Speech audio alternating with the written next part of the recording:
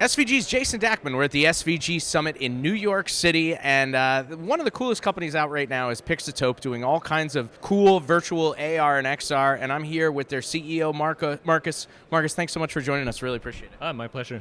So I want to, number one, hear about some recent projects that you guys have been a part of.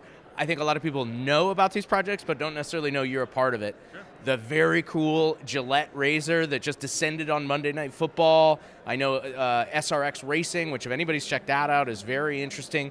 Let's start with the Monday Night Football project. Tell us a little bit about your role and who you worked with on that. So on that one, we provided the graphics software, sort of the workflow tools around that for doing sort of these live activations. And Famous Group did a fantastic job of sort of creating, really unique experience and really showcasing sort of the power of doing activations using AR. So a very, very cool project, really well done. Very proud of having been part of that. Yeah, sure. And SRX is really bleeding edge, right? They really push the envelope. It's a property they created for television pretty much, and as a result, they get to do all kinds of cool stuff with your guys' software, right? Yeah, and I think for SRX, one of the really sort of interesting things they did there was utilizing drones, and then our drone tracking software, which we call Pixotope Fly, which can essentially do all that tracking through the lens, so there's no sort of extra hardware equipment, anything like that. Makes it very flexible, and of course you can do camera moves that hasn't really been seen before for these type of things. So flying through the AR graphics, and Silverspoon did an amazing job of sort of creating the content to really take that to the next level. Sure. Right. It adds that extra layer of further reality, right? When you can actually get the AR graphics as part of what seems like the real world, that's what Pixotope Fly kind of gives to you guys, right? Exactly, yeah. So in addition to just having an amazing software, you got to have a quality operator, right? And this is new technology, and with all new technologies, sometimes there's a shortage of operators and a shortage of a crew base. How are you guys looking to educate the next generation, find those operators that can really create quality AR?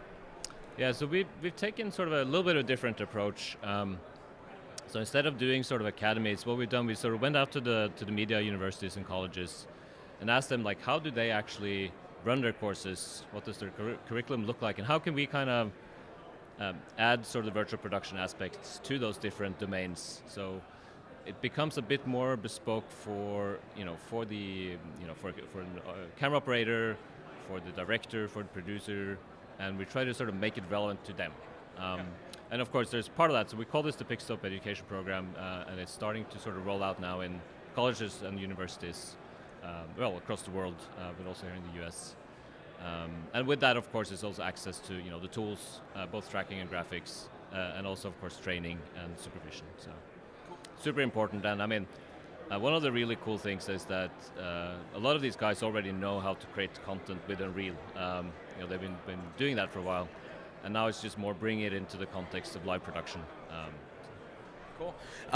Look, it's amazing to think about how far AR has come in just, 5+ years within our sports world. It was something that a few years ago was reserved for only the highest of the high. It was a one-off event here for major esports event or something like that, and now we're seeing it all the time, and we're seeing more and more sophisticated elements.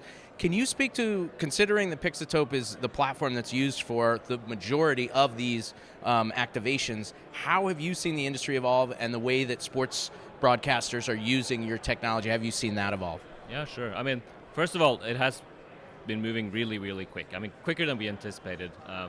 I think, the pandemic did kind of accelerate it. But also, there's a couple of things that's driving this. It's, of course, the game engines and the graphics quality. It's now at a level where you can do things, that actually do look photorealistic in real time. And not only real time, but you can do it at 60 frames per second in UHD. And that's kind of like, even a few years ago, that was hard to imagine, right? And this includes things like ray tracing and ray traced shadows and things that were sort of purely in the domain of offline production renderers, only a couple of years ago.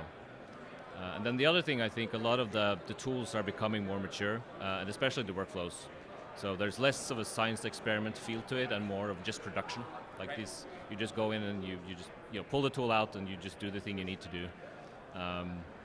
And I think also on the content side, people are getting more used to thinking about these as storytelling devices that they can use when appropriate. So yeah, it's becoming mature, and it's happening very quickly.